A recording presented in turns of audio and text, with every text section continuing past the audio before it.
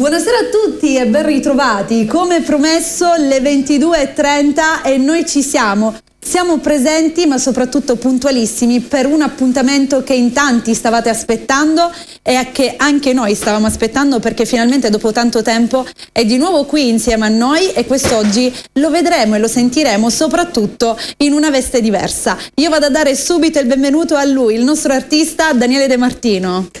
Buonasera a tutti quanti. Buonasera Mary, Daniele. come stai? Io sto molto bene. Sono felicissimo di stare qui questa sera. Dopo tanto tempo, Esatto. Ci ritroviamo negli studi di Bella Radio TV. Studi che hai trovato un po' cambiati, no? Dall'ultima volta che sei stato con noi. Molto cambiati, molto belli e soprattutto devo dire che siete cresciuti parecchio. Siete cresciuti parecchio. Un pochetto. E questa è una cosa che veramente mi fa veramente piacere, perché ritornare nella mia bella Sicilia, nella mia bella Catania e vedere e trovare questi studi molto professionali e seguiti soprattutto.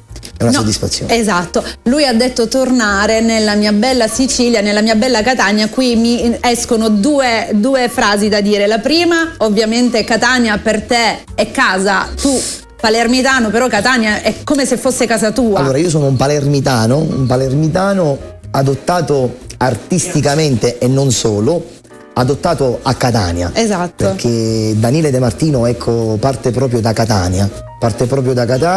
La mia prima serata è stata a Catania, il mio primo contratto discografico è stato a Catania. Quindi Catania mi ha adottato al 100%. È figlio catanese, tornato in Sicilia perché Daniele De Martino si è trasferito a Napoli. Sì, già da circa 4 anni che sto a Napoli, nella città della musica napoletana, perché noi siciliani abbiamo l'onore e il piacere di cantare, di interpretare un canto che non ci appartiene al 100%. Esatto. Perché noi siamo siciliani, onoratissimo di essere siciliano, palermitano, però che cantiamo la lingua napoletana. E qui mi sorge la domanda: non un cantante catanese che canta musica napoletana, non ti chiedono mai il perché di questa scelta? Perché sai, questa è una domanda che secondo me ricorre molto spesso. Allora, questa è una domanda che fanno quasi tutti quanti quando mi dicono: ma tu sei siciliano, come mai canti il napoletano? È come dire: ma tu sei italiana, perché canti la musica inglese? È bravo, ecco.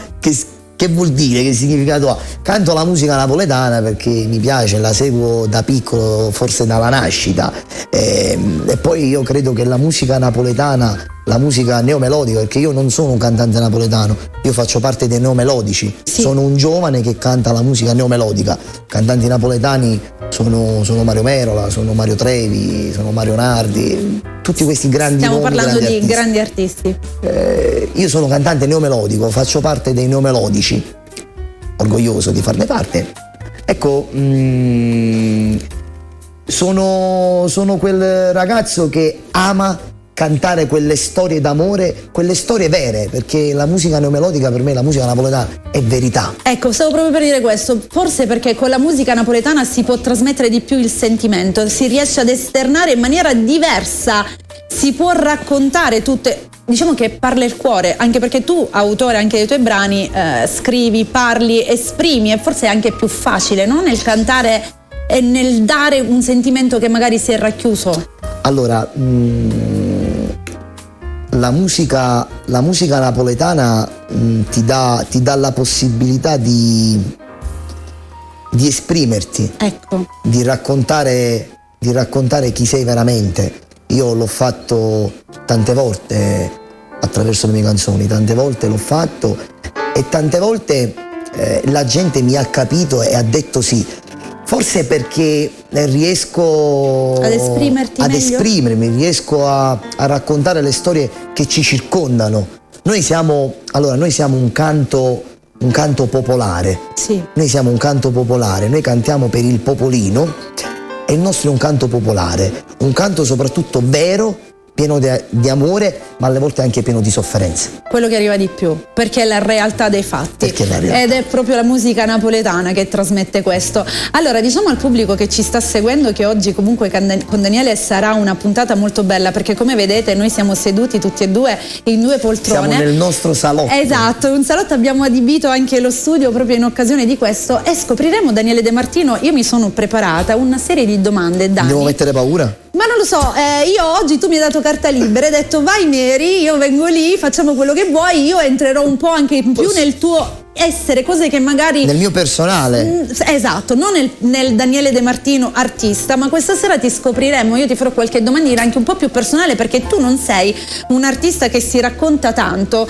giri il mondo, sali sui palchi, canti la tua musica, ti esprimi attraverso le tue canzoni, però non ti sei mai raccontato interiormente, realmente, magari in quello che la tua vita è stata, sia artisticamente, quella che ha portato oggi la nascita di un Daniele De Martino, perché sei un artista importante. Quando si dice Daniele De Martino è un nome importante, lo conoscono tutti, ma noi vogliamo...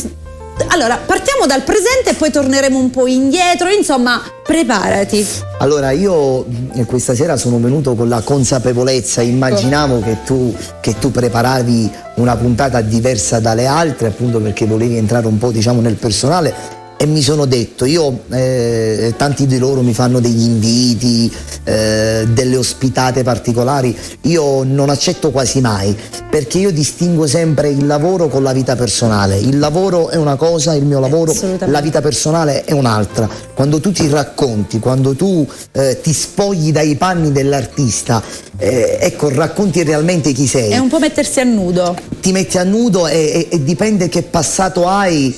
Alle volte ti viene anche un po' difficile, ti viene anche un po' difficile perché ci sono delle storie un po' particolari, un po' storie un po' brutte, triste da raccontare a un pubblico come il mio, come un pubblico come teenager che mi seguono bambini, ragazzine, e magari non vorrei impressionare, ecco, quel pubblico che mi sogna come quel principe. Ma resterai sempre il principe, perché io sono del parere che quello che è stato il passato hanno realizzato la persona che sei oggi. Ovviamente. Quindi, grazie al passato sono quello che sono oggi. Si forma il carattere, anche perché, diciamo la verità, quando un artista sale su un palco è sempre con il sorriso, a prescindere dalle situazioni che ha vissuto, dai momenti che sta vivendo, perché magari prima di salire su un palco è successo un qualcosa, si ha magari un po' di nervosismo, però ci si vede sempre con quel sorriso smagliante. Mary, la gente, devi capire una cosa, tu per la gente sei, io nel mio caso, sei Daniele De Martino. Ecco. Magari un'ora prima hai avuto una lite in famiglia, oppure hai i fatti tuoi per la testa. Esatto. Quando la gente si avvicina e ti chiede una foto, in quel momento non gli puoi dire io sono arrabbiato, non la faccio, passa in un altro momento. Perfetto. La gente non ti capisce, non ti capirà mai. Per loro sei Daniele De Martino in ogni momento. Sei lì, sei in quel momento e devi stare con loro, perché è il pubblico che crea l'artista in quel determinato momento. Quindi... Grazie al pubblico, se tu, tra virgolette, puoi chiamarti artista, c'è chi ti chiama artista, c'è chi ti chiama cantante popolare, c'è chi la chiama popolarità e lì si ferma, ma sei un personaggio. Assolutamente. E se sei un personaggio è grazie al pubblico, senza il pubblico hai finito di raccontare la tua storia. Ma anche perché si è bravi. Diamo a Cesare ciò che è di Cesare, Daniele. Sicuramente, ma ci vuole anche un buon pubblico che crede in te e ti porta avanti. Tanti artisti bravi ci sono, magari meno fortunati. Quello è vero, condivido, quello lo condivido. Senti, partiamo allora da questo 2023, quest'anno che è appena entrato, e vorrei sapere cosa Daniele De Martino sta preparando per questo 2023, visto che non ti vediamo e sentiamo da un pochino. Dici quali sono le previsioni. Allora, questo 2023 sarà un 2023 un po' particolare. Perché? Perché si ritornerà un poco indietro con il tempo. Indietro con il tempo, tu sai che stiamo venendo da due anni quasi e mezzo da una pandemia bruttissima che praticamente ha fermato il mondo, ha fermato tutto e ha fermato anche i nostri progetti, le nostre previsioni. Quest'anno ci sarà il nuovo album, che contengono 14 brani, ci ho messo del tempo a farlo uscire. E infatti io vorrevo capire perché 2017, il penultimo, comando io, da lì sei stato fermo, perché proprio adesso, dopo tantissimi singoli che comunque tu hai realizzato, perché a prescindere dall'album o meno, i singoli che hai realizzato sono stati tanti. Allora, partiamo dal 2013. Ok. Partiamo da un anno molto particolare. Daniele De Martino ritorna con il disco, andiamo un po' indietro adesso con il tempo, ritorna con il disco Le mie storie. Sì. Perché io venivo da un cambiamento, io canto da quando avevo 12 anni. Eri molto piccolo, io ho visto dei video che eri piccolissimo. Il mio primo album è stato A piccoli passi, avevo 12 anni appena compiuti. Un successo grandissimo in Sicilia, Sì. Quando parlo di successo grandissimo parlo in Sicilia. Ero un bambino molto quotato in Sicilia, è un bambino che sin da subito ha dato i suoi frutti, i suoi risultati. A piccoli passi. Dopo A piccoli passi nel 2009 uscì 50 all'ora. Sì. Dopo mi sono fermato. Mi sono fermato perché poi tu devi sapere quando inizi troppo piccolo. Poi c'è sempre quella fase. Poi c'è quella fase dove tu cambi, dove tu puoi andare avanti. Come puoi andare avanti? E puoi farmi un grande artista, come può finire lì? Rimani il bambino che cantava senza un futuro. Sì.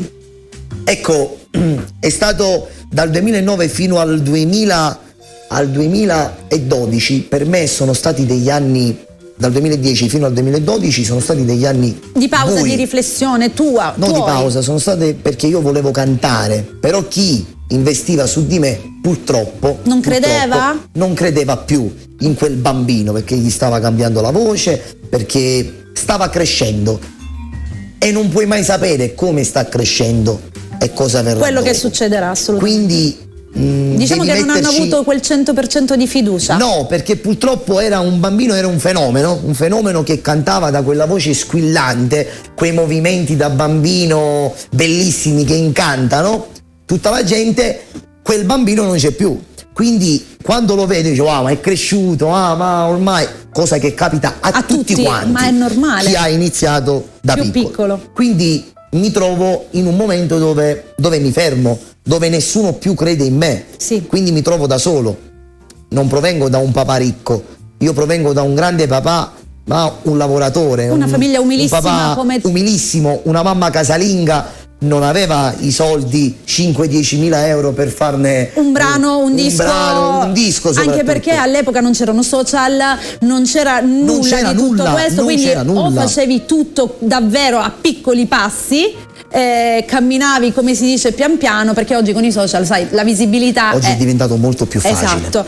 Quindi passo dopo passo io mi fermo, smetto di cantare e sai, nascono diciamo i primi amori, le prime cose, come è giusto che sia. Sempre un ragazzino ero, sempre 15 anni avevo poi. E quella è la fase in cui magari un po' anche l'ormone, diciamo la verità, va a 1000. Esatto, in cui comunque anche i pensieri cambiano e anche dove uno si inizia a formare mentalmente, quindi i vari dubbi, le varie domande sorgono. Diciamo che sono stato un bambino un po' cresciuto, non ho mai avuto la fortuna di giocare, sono stato un bambino che già da piccolo aiutava la sua famiglia, perché io già da piccolo lavoricchiavo, perché poi chiamarlo un lavoro è brutto da piccolo, era un gioco, però un gioco che poi si trasforma a lavoro. Non ho avuto la fortuna di studiare perché sin da piccolo ho seguito il sogno della musica, quello che oggi ne ha fatto la mia fortuna. E direi meno male. Sicuramente non ho un titolo di studio grande, c'ho la terza media per fortuna, grazie a mia mamma, perché mia mamma insisteva, c'ho il serale, figurati, e non me ne vergogno a dirlo. Però oggi si ritrova un figlio cantante che ha realizzato i suoi sogni, sta continuando a realizzare i suoi sogni, e un figlio quasi dottore, mio fratello. Quindi, insomma, la mamma sarà molto contenta dei figli che si sono riusciti a realizzare, hanno riuscito a realizzare i loro sogni. Però anche parlando di questa cosa, che è una cosa molto bella che hai detto, questo rappresenta quanto sia importante non mollare mai i propri sogni, ma inseguirli sempre, e non è il titolo di studio che fa un uomo. Ritornando al discorso di prima che ci siamo un po' persi, ero l'unico che credeva in me stesso. io credevo in me stesso, nessuno più ci credeva, anzi forse solo mio padre. E quindi cercavo di appoggiarmi sempre, di trovare la strada, di trovare la strada, ma una strada che non esisteva più per me, una strada che tutti mi chiudevano, perché tu devi sapere, quando sei sono tutti dietro di te, quando non sei ti abbandonano tutti e se ne vanno. E io questa cosa l'ho provata sin da piccolo, per questo oggi magari in alcune circostanze sono un po' diffidente. E fai bene, quello sempre. Perché ho imparato sin da subito a non fidarmi di nessuno. Purtroppo è sbagliato, è brutto da dire, però purtroppo è la vita che ti ci porta, dipende dalle tue esperienze. All'età di 17 anni iniziai a riavere la voglia di ricominciare, di combattere, e volevo preparare un nuovo lavoro discografico. Ok. Nessuno mi dava la possibilità di farlo, anche perché i tempi erano cambiati. Le produzioni purtroppo non vendevano più prodotti, perché giustamente i dischi non si vendevano più. Perché tutto cambia, ovvio. Quindi mi trovavo un ragazzino con una grinta assurda da leone. Ma bloccato nel mondo, certo, eri letteralmente fermo. Quindi cosa faccio? Metto a scrivere qualche canzoncina, sì. E cerco sempre di appoggiarmi al mio passato, a cercare un aiuto. Ok. Poi magari ci arriveremo dopo. E contatto un artista che negli anni mi è stato vicino, poi magari ne parleremo dopo. Sì, abbiamo di cui parlare. Cerco di scrivere qualche canzone e cerco di preparare un disco. Questo disco me lo preparo da solo. Come? Io sono uno che crede sempre al povero, non ho mai creduto al ricco. Mi siedo da solo e capisco, ho l'intelligenza di capire che la musica stava cambiando. Come? Che la musica non veniva più ascoltata, ma veniva visualizzata. Vedevo YouTube e capivo che bisognava fare un tuffo nel passato, prendere quei testi belli che si cantavano dal 95 in su, sì, non l'hanno, okay. E fare dei videoclip, perché io c'ho un dono, non sono un musicista, ma quando canto sono un grande attore. Stavo per dirlo io. Sono un grande attore. Quello è vero. Quindi io dovevo giocare le carte a tuo favore, le carte a mio favore. Assolutamente. Vedevo che nessuno faceva sai, quelle sceneggiate, film, diciamo la verità, perché i tuoi video sono film. Alla Nino D'Angelo, alla D'Alessio degli anni 90, alla Merola. Deve vedere i propri film che durano 3 minuti, 4 minuti, certo. Quindi che faccio? Mi guardo intorno e vedo chi sono le sale di incisioni più forti del momento che stanno funzionando. E la sala di incisione, la sala discografica dove si registra, che lavora un po' di meno, sì, che viene scartata. Purtroppo nel nostro mestiere si sa, c'è la gente quotata e la gente scartata. Ma è sempre tutto molto momentaneo, perché poi gira e rigira. Quindi cosa faccio? Secondo te, vedendo che ci sono delle sale discografiche che vanno fortissime, che godono della presenza di tanti artisti bravissimi, che funzionano al momento, è una sala che non funzionava, sicuramente bravo l'arrangiatore, ma non funzionava, non veniva diciamo considerato. Non venivano dati, ecco. Secondo te io dove dovevo andare per attirare l'attenzione e cercare di creare una mia posizione, una mia immagine? Tornare ad emergere nuovamente, ovviamente si va dove c'è più movimento. No, sei andato è lì che ti sbagli. Ecco. Sono andato nella casa discografica che veniva scartata e non veniva considerata. Perché se tu vai dove ci sono 1000 cantanti che al momento stanno funzionando tutti quanti e io sono l'unico che al momento nessuno calcola, secondo te quella casa discografica va dietro di te che non conti niente? La preferenza la dà sempre a chi al momento porta l'incasso, ecco, ai big. Quindi io non sono andato dove godevano della presenza dei big e sono andato dove godeva della presenza di nessuno. Gli dissi: posso dirti una cosa? Lui mi rispose: sì. Ti andrebbe di fare un nuovo progetto insieme a me? E sì, però lo sai, era insicuro, con molta paura di emergere. Gli ho detto, mettiti a fianco a me, ti prometto che ti do tempo 2 anni e noi saremo i vincitori. Era un po' incredulo questo ragazzo. Poi dirò chi è, salutiamo Piero Sala, salutiamo. Certo, un che grande, lo salutiamo, Piero un grande Sala, certo. arrangiatore, oggi un professionista anche lui. Io sto parlando naturalmente dei nostri momenti Più io sto bui, parlando, da quando si nasce, i momenti un attimino più tristi. da quando si nasce, io sto parlando proprio degli inizi, Sì. proprio dell'inizio che è nato tutto. E Piero Sala è stato uno molto bravo perché insieme abbiamo scoperto un genere, la cassa 1, boom boom boom, quei brani movimentati, poi lavoravamo molto la notte. Anche lui mi dava 2 menti giovani che si uniscono, c'era anche molta simbiosi. Però tengo a precisare, lui già veniva da una cavetta bellissima perché lui aveva avuto l'onore di suonare già con grandi artisti. Lui veniva già da una bella cavetta come musicista, perché lui prima di avere la casa discografica è un grande bassista. Sì. Poi si è aperta la casa discografica, anche lui è cresciuto nel tempo grazie ai suoi sacrifici, come tutti e quelli della sua famiglia anche. È cresciuto nel tempo, però è iniziato discograficamente a dare i risultati, i numeri.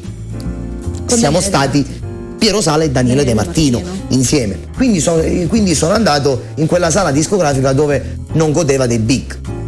Dopo ci volevano i video, i videoclip. Dove te ne vai? Dobbiamo trovare adesso. C'è un cameraman che gode della presenza di tutti gli artisti e l'altro cameraman che gode meno. Io vado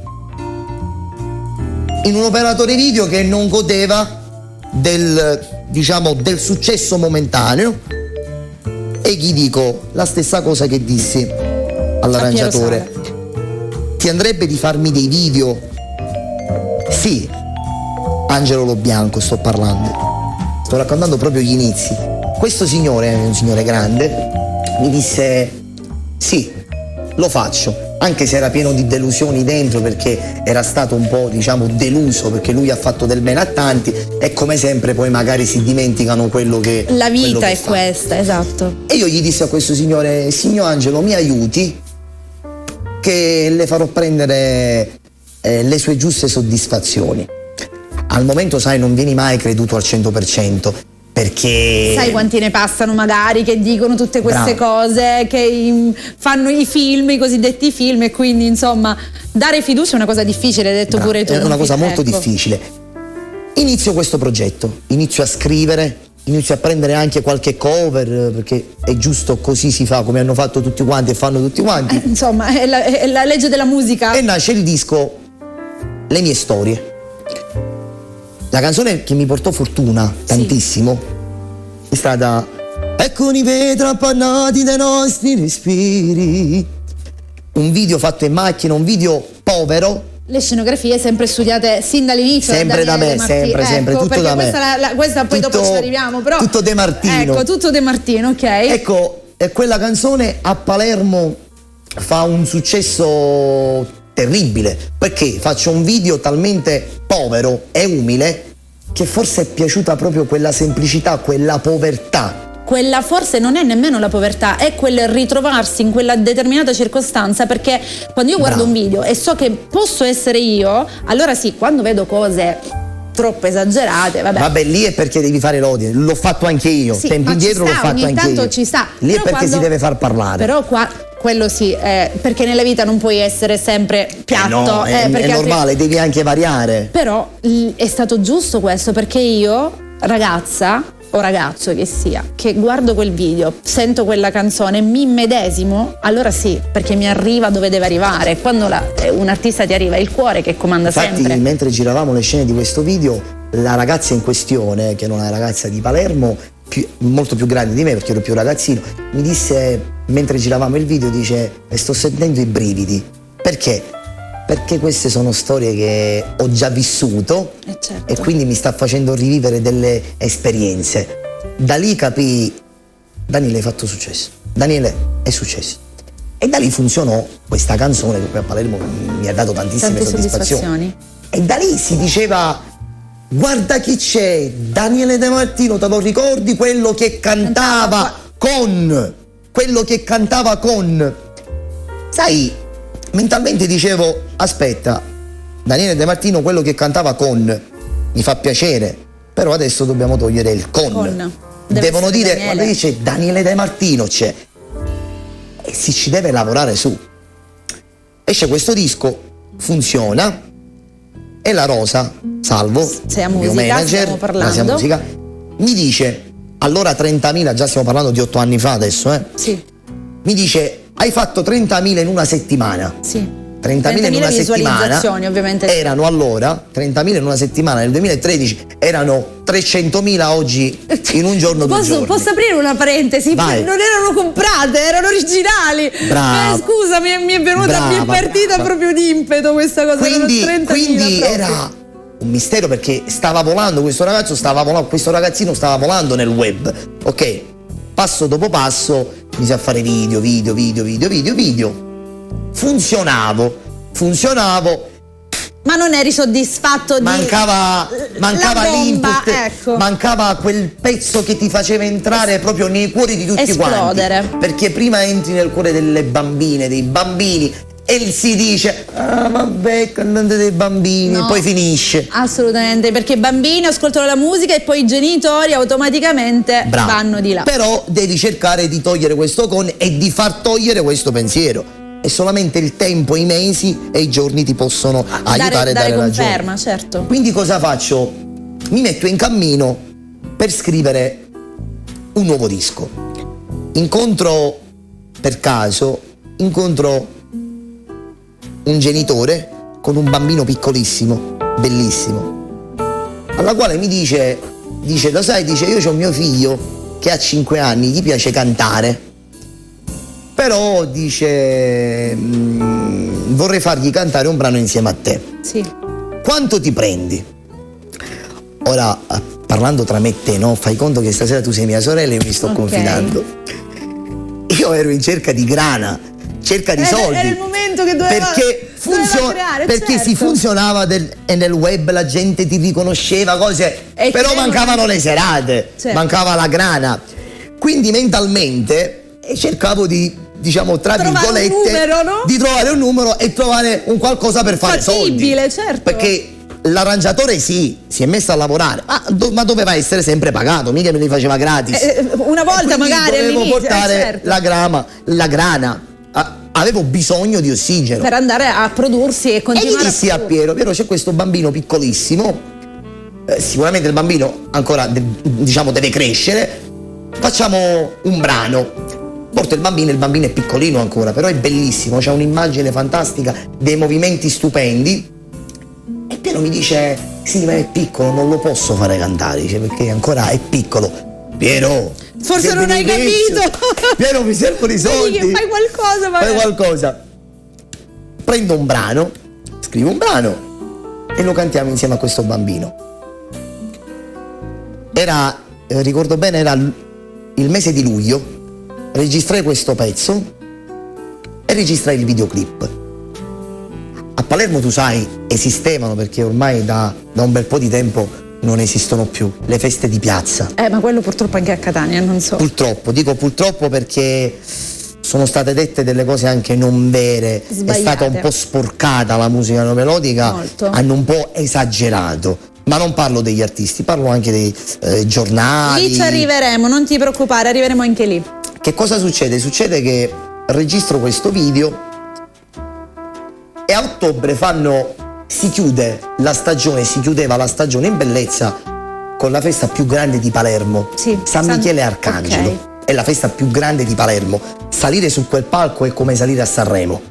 Se tu sali su quel palco, tu sei arrivato a Sanremo. Quello è un Sanremo napoletano. Ok. Succede che mi presento per cantare. Io allora ero il cantante che dovevo dire grazie se mi facevano cantare 2 o 3 canzoni. Quando si andava e si chiedeva, me la fai cantare una canzone? No, non puoi cantare, no, non mi interessi, no, muoviti, vattene. Sì.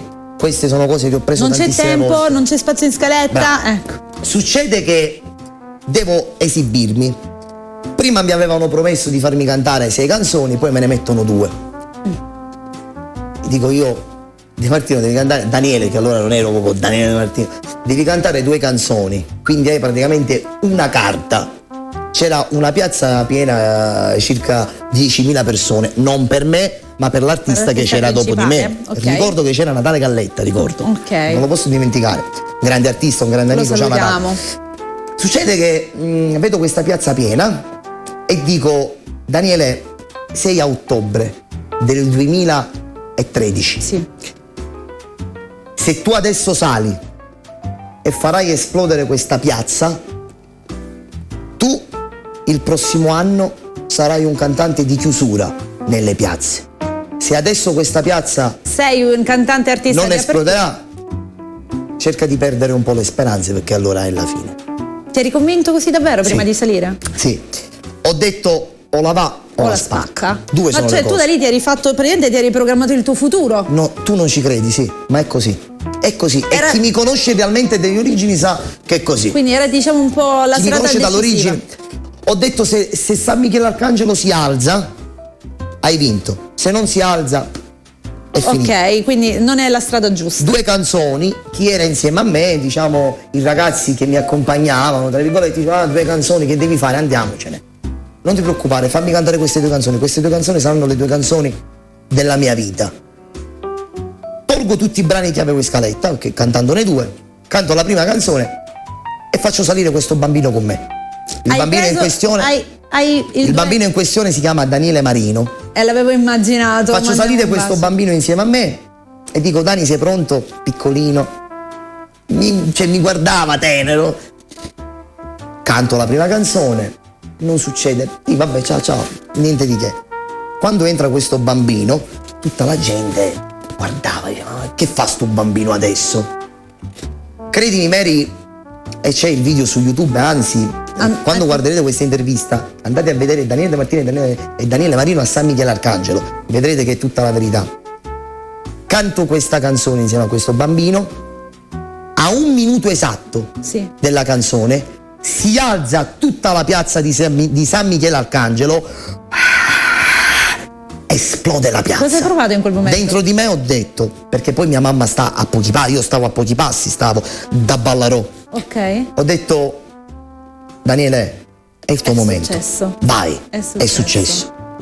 L'indomani uscì il videoclip di questa canzone. Quindi ancora non era nemmeno fuori. Non era uscita, non era mai stata sentita. La gente si affascinò da quella sceneggiata, da quella canzone molto bella, da un testo molto toccante. Quindi... Cioè, si erano invertiti i ruoli. Non era più Daniele De Martino che cantava con. Era diventato il piccolo Daniele Marino che cantava con Daniele De Martino.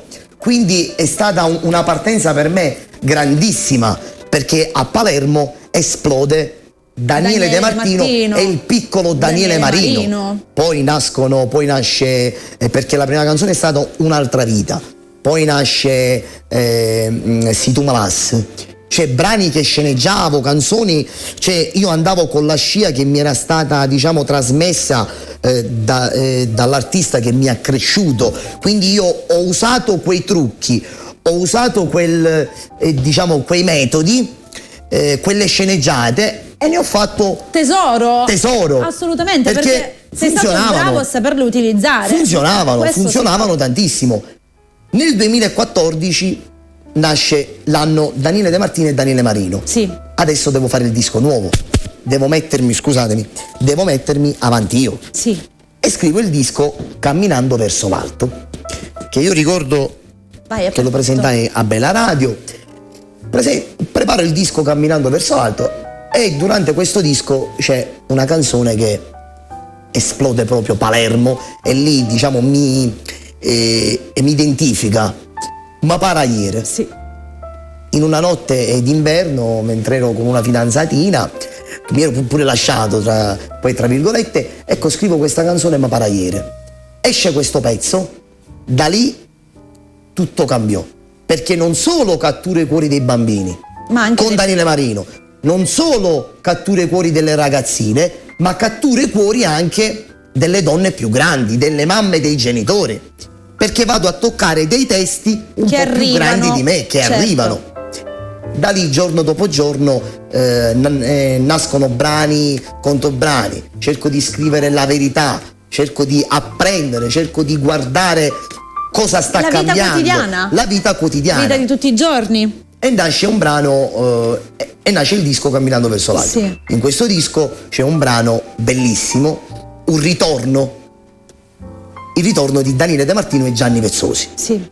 Noi incidiamo Pana Femmina. Il brano non era destinato a me, perché Gianni il brano l'aveva cantato con un altro. Che cosa succede? Porto questo brano e gli dico: Gianni, c'è questa canzone bellissima che è su YouTube, tu hai messo l'anteprima un anno prima, non è uscita, la voglio cantare insieme a te. Gianni mi dice: sai, io questo brano l'ho fatto con un ragazzo della Puglia, non lo posso fare. Fare uscire, certo. Dice: fare uscire, registriamola. Registro questa canzone, facciamo l'arrangiamento, Ignazio Caracao si fa l'arrangiamento. Salutiamo perché Ignazio, Vezzosi allora lavorava con Ignazio, sì. e c'erano problemi di etichetta, quindi registro da Ignazio Caracao, sì. Registro questa canzone bellissima, fortissima. Dopo un giorno Vezzosi mi chiama: devi togliere la canzone, non la puoi fare uscire. E perché?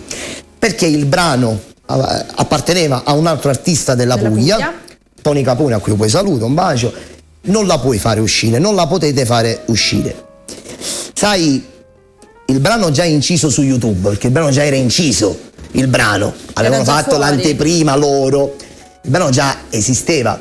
Ho visto il mondo a cielo aperto, bellissimo. Tu mi stai chiedendo una cosa che va contro ogni possibilità di eliminarla. Contro ogni possibilità. È una cosa che io non posso fare. E mi si chiudono le porte. Che cosa faccio? Gli dico: va bene, facciamo una cosa, noi registriamo il video perché lo voglio tenere per ricordo. Anche tu, Virgino? Gli ho detto: facciamolo. Sì, però non lo posso fare. Lui furbo, perché poi Gianni non è uno stupido, Gianni è molto furbo. Va bene, dice: non lo posso fare, Daniele, non insistere. Aspetto una settimana, mi porto il cameraman con me, Angelo Lobianco, e lo becco una sera che dovevamo fare una serata insieme. Lo faccio venire il giorno prima, ho detto: sai, ti voglio ospitare, cose, perché poi noi siamo anche nella vita privata, amici, abbiamo un bellissimo rapporto da papà e figlio. Lo possiamo dire, sì. Quindi faccio venire Angelo Lobianco e lo faccio mettere in un divano, mentre lui è seduto che stava pensando ai cazzi suoi, come sempre. Io faccio il video Pana Femmina. Lui sente il brano, dice: oh, ma che sta facendo, Daniele? È uguale a lui. Beh, fermo, non ti muove. Oh, Daniele, ma chi sta scherzando? Mazzo! Oh, ma fai vedere. Stai fermo, aspetta, spiegami. Dice: spiegami. Sì, facciamolo. Me lo tengo per ricordo. Vabbè, a posto. Per ricordo. Vabbè, facciamo. Comunque giriamo questo video in una casa. Dopo 2 giorni monto il video ed esco il video. Lo esco spudoratamente. Salvo la Rosa e dice: Daniele, dice, ma non dovrò occupare, mi ha detto sì. Tu e poi Gianni lo sai com'è. Mi chiama Gianni Vezzosi. Che combinato? Pronto? Oh, ma chi si sciamo tu sì? A che combinasti, dici? A che metti sto video? Dice: mi sta chiamando Mensa Puglia. Sì, Gianni ci disse: però in un'ora abbiamo fatto 300.000 visualizzazioni. Quanto? Dice: 300.000. La soldata. Adesso Borchi non fu a posto, va vai avanti. Grande e nasce Pana Femmina. Bellissima. Il ritorno di Martino Vezzosi, questo ragazzo che sta crescendo, e questo papà che se l'è cresciuto, diciamo, musicalmente, e si sta innamorando di una ragazza. Quindi lui dice: Pana Femmina non vuoi più cantare, passa e notte scedata, mi sa che si sta, ed è stato un grandissimo successo. Assolutamente, ma lo è tutt'oggi, non è che lo è stato trascurato. Però io parlo di 6 anni fa, 7 anni fa, quando uscì, è stato un ritorno bellissimo. Poi nel 2016 venne il successo. Vattene. Sì. Vattene mi aprì le porte proprio dei cieli, mi aprì le porte di tutte le città, di tutti i cuori, e da lì Daniele De Martino non si è più fermato. Non si è più fermato, poi c'è stato il 2017 l'album. Poi è normale, poi è stato tutto un continuo, una raffica di brani ogni mese, poi c'è stato il disco Comando Io. Ecco. Comando Io che oggi, nel 2023, questo titolo viene interpretato un po' brutto anche dai giornalisti, comando io. No. Perché è stata fatta una storia dietro, nel senso è stato, sai come quando dice fatti a nomina e o cucchiti, è stato, non è stato, scusate il mio siciliano per chi è di fuori Sicilia, fatti, è come quando ti mettono quel soprannome lì da piccolo e rimarrai sempre in questo modo, siccome è stato etichettato in quel modo, è stato visto dall'inizio in quel modo, quindi sarà sempre visto in quel modo. Ma secondo me il problema, sai qual è? Il problema è che quando non sei nessuno, non sei attenzionato, nessuno ti calcola. Quando diventi un cantante di numeri e hai un nome, cercheranno sempre di distruggerti fisicalmente e professionalmente. Ma moralmente, psicologicamente. Ma guarda, forse, psicologicamente. Che quella è la distruzione più brutta. Però sai, con me non ci riescono psicologicamente, perché io psicologicamente mi ritengo uno molto forte. Perché magari ci arriveremo dopo. Sono un ragazzo che ha sofferto tantissimo e ha visto cose bruttissime nella sua vita, che magari dopo ti racconterò. Sì, dopo ne parliamo, abbiamo tante cose da dire. E quindi psicologicamente un po' meno. Ci sono quelle giornate che ti dà la rabbia, ma perché mi rappresentate ciò che io non sono? Io sono il cantante del popolo, del popolino. Sono un ragazzo cresciuto nella sventura perché i parenti li sceglie Dio, non li scegli tu, gli amici li scegli tu. I parenti li sceglie Dio. Ma se io ero uno ricco, se io ero uno che amava, che voleva fare altro nella vita, sicuramente non facevo il cantante, e a 27 anni ero un ragazzo pieno di precedenti penali. Condivido. Oggi non ne ho nemmeno uno, oggi ci sono solo le chiacchiere e le pettegolezze. Amare la musica e raccontarla sotto tanti profili che sono quelli della vita non è un reato. E la musica si canta sotto tutti i punti di vista, ci sono le cose belle e ci sono le cose brutte, come nella vita. E quindi tu dal 2017 hai deciso nel 2023 di fare venire fuori l'album. Nel 2017 abbiamo preparato l'album Comando Io, dove dentro quell'album ci sono delle storie fortissime. Odio chi mi ha fatto innamorare, Non raccontargli mai, che mi ricordo le tue lacrime quando l'hai ascoltata per la prima volta. Tu mi hai detto questo è il successo più grande. 40 milioni, sono 40 milioni, una melodia non è facile. Non raccontargli mai, Solo una sera, Vorrei, Non ne ha prima volta. Stiamo parlando di brani uno più bello dell'altro. Stiamo parlando di brani che identificano Daniele De Martino, rappresentano, dicono Daniele De Martino. Ci sono questi titoli grandi, perché canzoni ne puoi avere 200, ma quelli che funzionano sono sempre di meno a quelli che tu fai nel tempo. Realizzato, ma è normale, ma per tutti. Quindi ecco, bravo. Quindi nel 2017, nel 2018 ricevo una telefonata molto importantissima, il Grande Fratello. Mi chiama il Grande Fratello, la direzione di Grande Fratello, e mi scelgono come concorrente del Grande Fratello.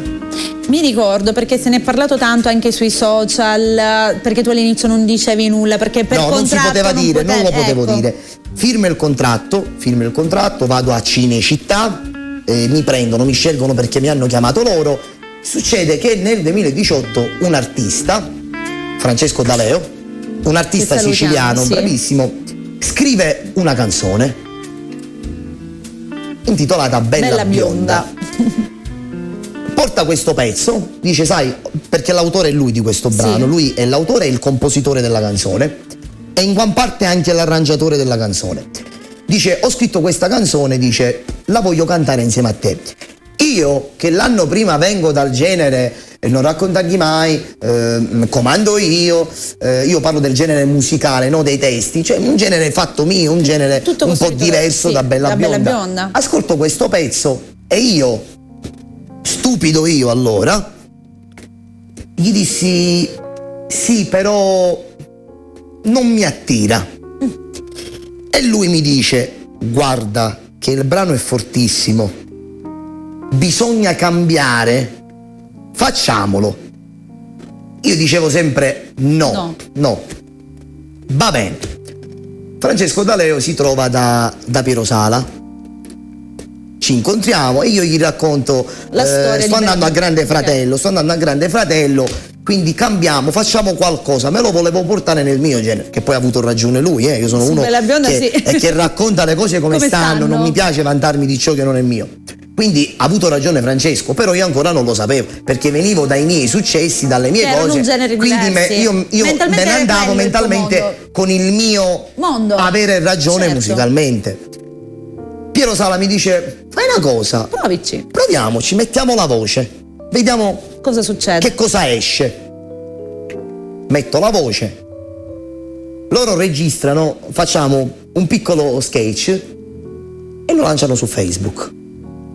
Io ti giuro, sulla cosa che ho più cara nella vita, ed è mia madre, in un'ora 4.000 condivisioni, no visualizzazioni. Condivisione. Allora, la condivisione con la visualizzazione, attenzione, sono due cose che camminano in due binari completamente diversi. 4.000 condivisioni, in un'ora sono 300.000 visualizzazioni in un'ora. In un'ora. Cazzo. Registra subito, non perdere tempo. Sì, vero. Quando la devo fare? Quando la dobbiamo uscire? Il video. Sbrighiamoci, io ho detto come dobbiamo. Francesco D'Aleo dice: Hai visto? Hai visto? Ho visto, facciamo, affrettiamoci. Tieni ragione. Facciamo il video, un video poverissimo, ma forse è stato sempre quella povertà, quell'essere naturale che ha colpito.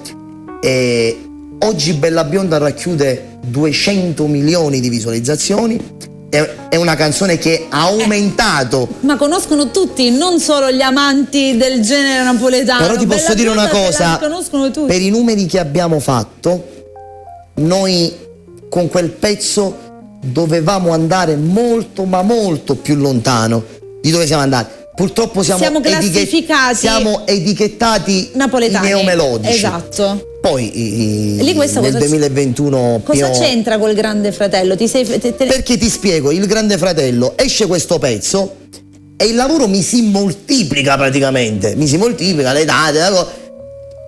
Abbiamo parlato con Zio Salvo, Grande Fratello, duriamo 2 mesi, 3 mesi e può essere anche un'arma a doppio taglio, perché alle volte le televisioni nazionali. Troppo forse davanti alla telecamera? Cosa? Ti andavi a scoprire troppo? No, allora sai che cosa succede? Allora le trasmissioni nazionali fanno bene, perché tu vai a Canale 5 e stai sotto i riflettori 1 mese, 2 mesi, ti conoscono tutti quanti. Come puoi andare più avanti, come ti possono bruciare? È come quando dicono io arrivo al Festival di Sanremo. Quanti artisti, anche neomelodici, sono arrivati a Sanremo, vero, ma oggi stanno facendo quello che facciamo noi neomelodici. Vero. Sono ritornati a cantare, verissimo, come me, nei compleanni, nei matrimoni. Quindi fin quanto conviene cavalcare quell'onda?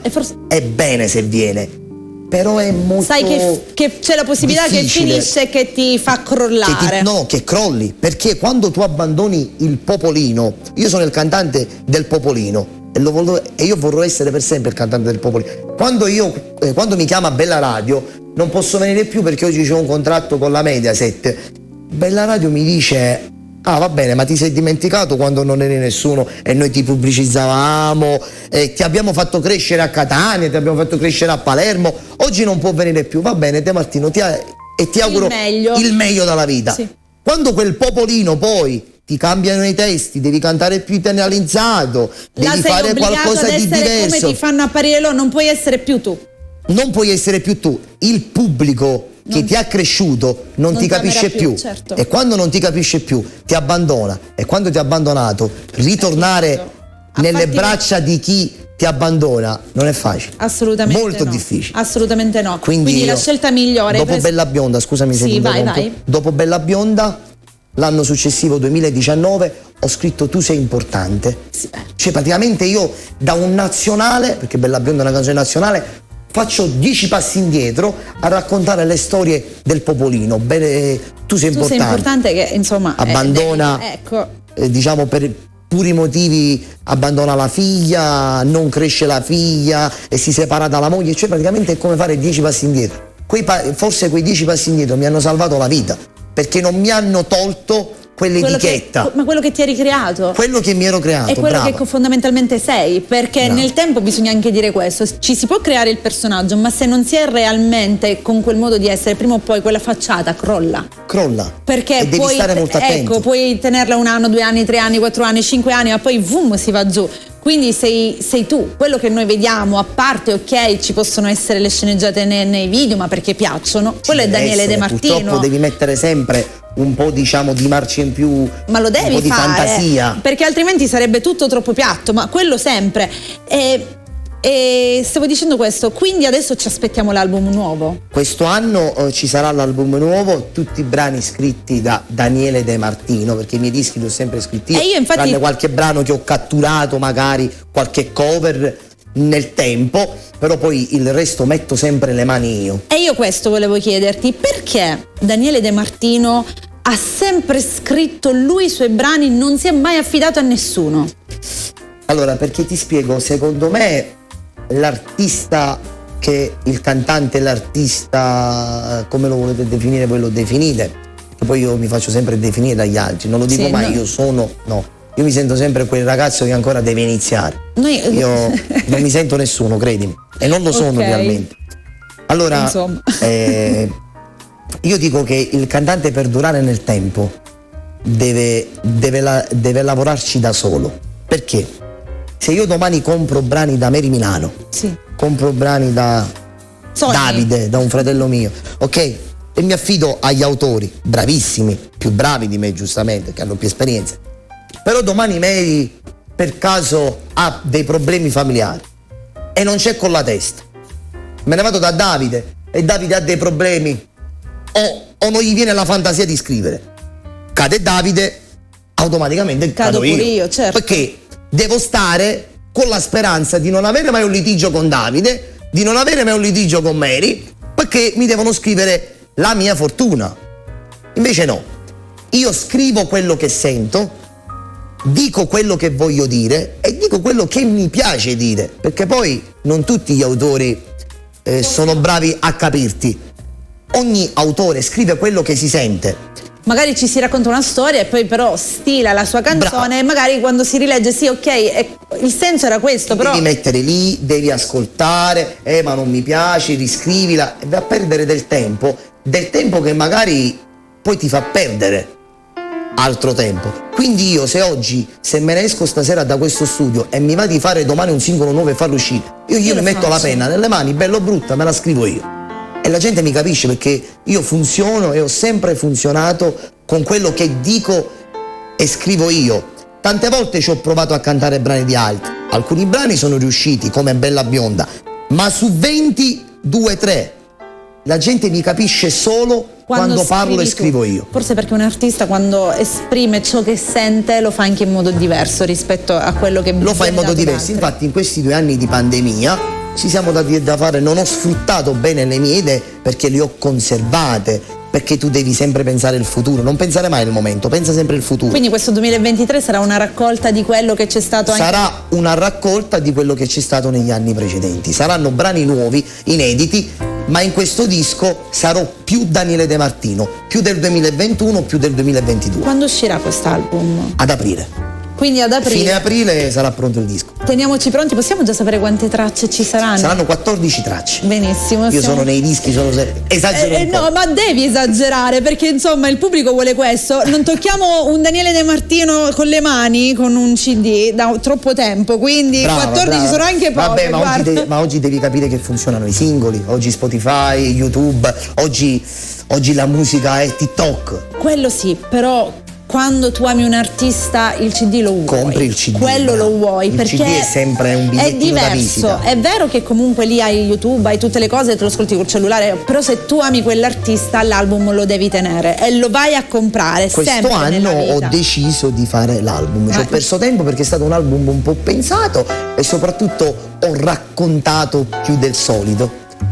Sono più Daniele De Martino ancora. Ma già c'è il titolo di quest'album? Il titolo è Io sono la differenza. Eccolo. Ma no, io sono la differenza perché mi sento superiore a qualcuno. Io sono la differenza perché faccio tutto a modo mio. Bello o brutto che sia, vado sempre con la mia testa e mai con la testa di un altro. Perché sai che tu, e quindi questa è una cosa che comunque ti sei realizzato e creato sempre solo.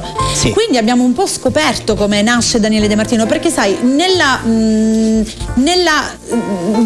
campo della musica se ne sono sentite tante. C'era chi diceva che era grazie a Vezzosi, c'era chi diceva che era tramite la Sia Musica. Invece possiamo dire che Daniele De Martino si è creato da solo. Allora, creato proprio da solo non si può dire, perché abbiamo sempre bisogno di qualcuno. Ricordati che la fortuna di un uomo sta sempre dietro qualcun altro, certo. Qualcun altro a un altro uomo. Allora, Daniele De Martino nasce grazie a nasce grazie a una persona, a un cantante, non è mai stato famoso artisticamente, ma è stato sempre uno che ha portato fortuna agli altri. Un grande uomo, un grande papà. Io sono un ragazzino che viene dal marciapiede, no? Sì. Scugnizzo, bambino. Stavo a Palermo. A Palermo c'era una televisione, una emittente che si chiamava TSB. Okay. Penso che conoscete. Certo. Scende questo artista in una trasmissione. Sì. A me la signora Angela, che era una conduttrice di Palermo, mi ha dato la possibilità di cantare per la prima volta in una televisione. Invita questo artista. Sì. Questo artista mi vede, mi incontra e si è innamorato subito di me. Il cantante in questione è Salvo Alessi, penso lo conosci. Sì, certo che lo salutiamo, Salvo Alessi. Salutarlo, ciao Salvuccio. Lui è stato il primo che mi ha preso per la mano e mi disse: chi è tuo padre? E io ho detto: mio padre. Mio padre. Risposte innocenti Dice: di bimbo. lo so. Dice: che lavoro fa? Diciamo, no, gli ho detto: lavora, un lavoro molto umile, ma non abbiamo soldi. Mettiamo i puntini sulle Non da abbiamo subito, soldi. quella cosa principale. Lui mi disse: non ti preoccupare, dice, non voglio soldi. Dice: questo è il mio numero, il mio bigliettino da visita. Fammi contattare da papà, perché sei piccolino. Io ti prometto che ti porto a Catania e io ti farò realizzare il tuo primo lavoro discografico. Lui, dopo una settimana, io gli dissi questo biglietto a papà. Papà, lo sai questa persona? Papà, molto diffidente, ma sarà il solito chiacchierone, lascialo perdere. Certo. No, papà, ma è quello che cantava. No, vabbè. Papà non seguiva, diciamo, questo mondo neomelodico, anche se gli piacevano le canzoni napoletane, ma non seguiva. Anche proprio. lui molto diffidente. Molto Chissà da chi hai preso allora, È molto diffidente. Comunque papà si decise: mia mamma, per favore, non lo posso sentire più, chiamagli, vedi che cos'è.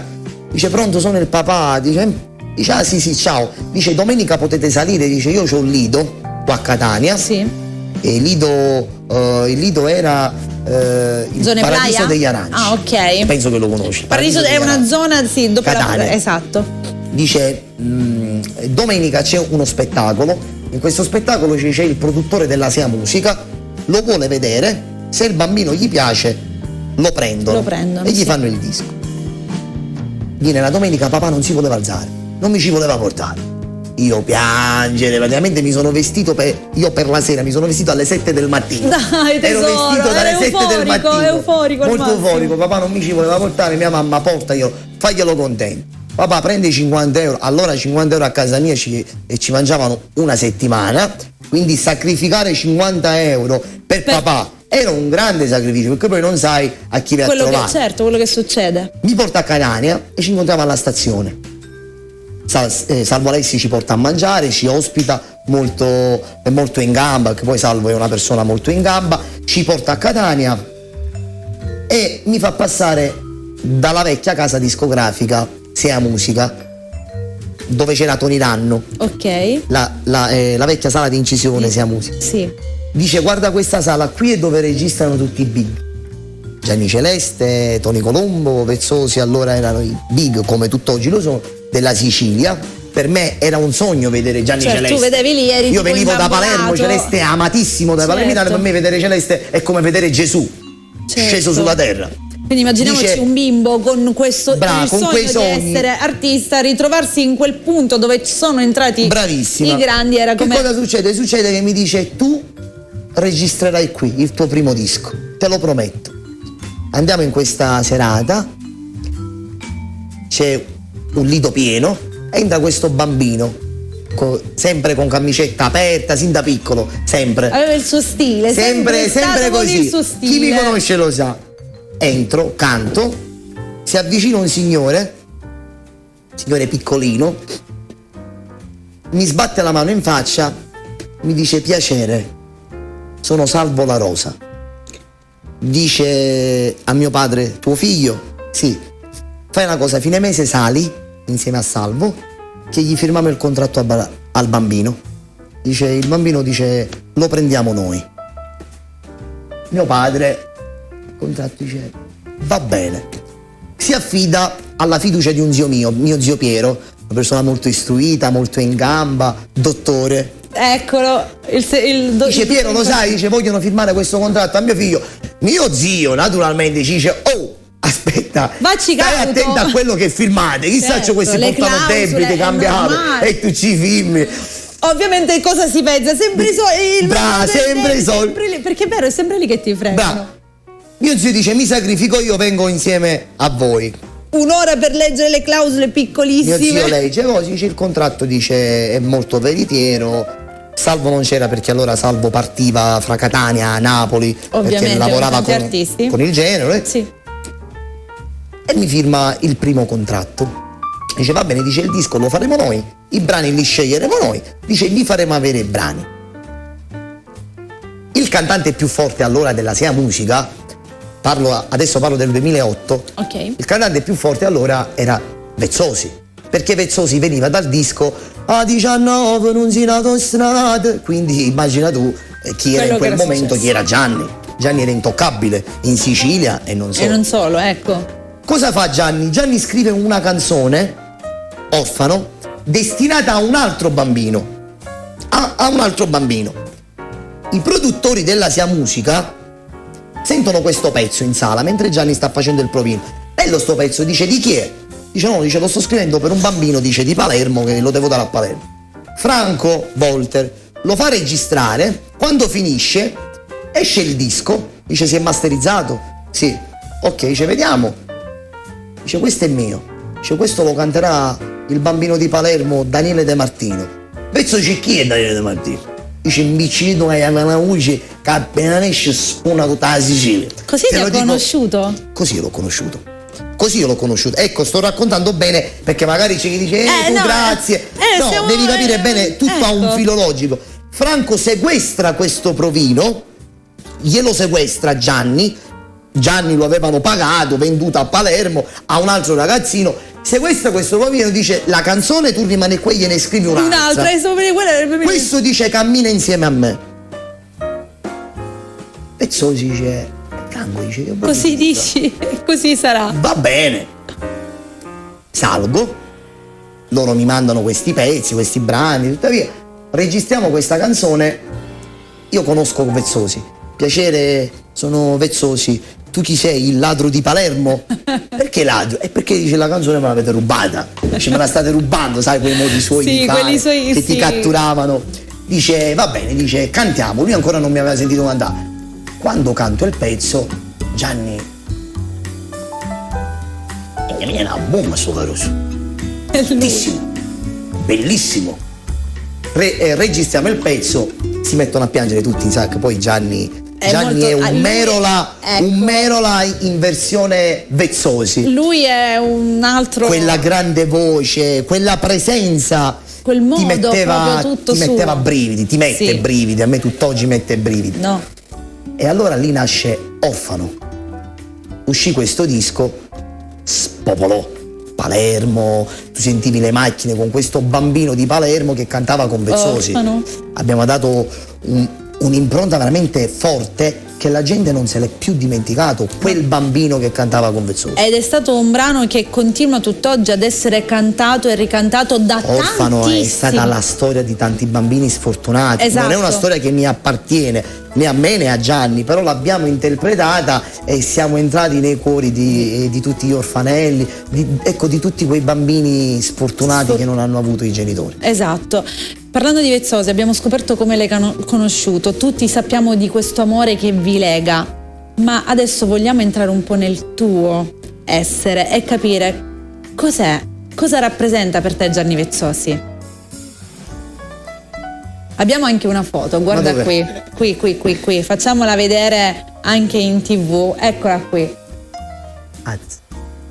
Stasera state prendendo alla sprovvista.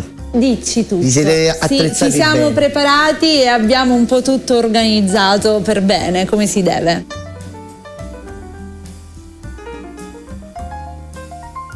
Ti vedo che stai un attimino, hai gli occhi anche un po' lucidi, quindi dimmi subito, non tenerci sulle spine, voglio capire quello che passa nella testa di Daniele De Martino, non puoi oggi non raccontarci, devi subito rispondere ad impatto, perché quegli occhi lucidi dicono tanto. Vezzosi è stata quella presenza che durante la mia crescita mi è mancata, perché papà poi per motivi suoi personali non mi ha più potuto seguire. Sì. Quindi io vedevo in lui quella protezione, quella presenza. Vezzosi è stato l'esempio di non fare gli errori che si fanno nella vita. Cioè dice, che cosa vuol dire? Ecco, Vezzosi mi diceva sempre: tu mi imiti, io ti piaccio, sono il tuo idolo, sì, ma non fare mai quello che faccio io. Imitami artisticamente, ma non mi imitare mai come uomo. E io gli dicevo sempre: perché? Tu devi essere sempre migliore a tutti quanti. Sempre stato Vezzosi mi diceva sempre: un giorno tu prenderai il mio posto e lo prenderai in meglio, in una nuova era, in un nuovo pubblico, ma tu sarai Vezzosi. Ecco, Vezzosi è stato un maestro di musica, perché io rubavo quello che lui faceva. E infatti ci colleghiamo a tutto il discorso di prima. Quello che lui diceva, perché Vezzosi è un grande leone da palco. Vezzosi è un leone da palco. Come tiene il palco Vezzosi, io credo che, non voglio offendere nessuno, perché poi sono tutti bravi, a modo loro hanno tutti il loro fascino. Ma Vezzosi a tenere il palco è uno forse dei più grandi in Sicilia. Ecco, Vezzosi per me è stato l'esempio di andare sempre avanti nella vita, e nonostante tutte le difficoltà che la vita può presentarti, di non mollare mai. Un giorno mi disse: il nostro cammino finisce qua, adesso dice devi andare tu per la tua strada, fammi vedere cosa sai fare, fammi sentire se io quando vado in Puglia, vado a Napoli, vado a Torino, a Milano, mi dicono c'è stato Daniele De Martino. Questo voglio sentire, quando lo sentirò ti batterò le mani. Ecco, Vezzosi mi ha fatto più di un applauso. Gli mandiamo un bacio grande a Vezzosi. Voglio mandare un bacio a Gianni. Grande. E le stesse parole che lui diceva a me oggi, in un modo più piccolo, perché io sono sempre più piccolo, dico di tenere duro, perché lui è un uomo forte, è un uomo che ha sofferto tanto nella vita. Sì. Tu devi sapere che la gente Mary è brava solamente, non tutta la gente, ma è brava solo a giudicare, a vedere solamente chi sbaglia.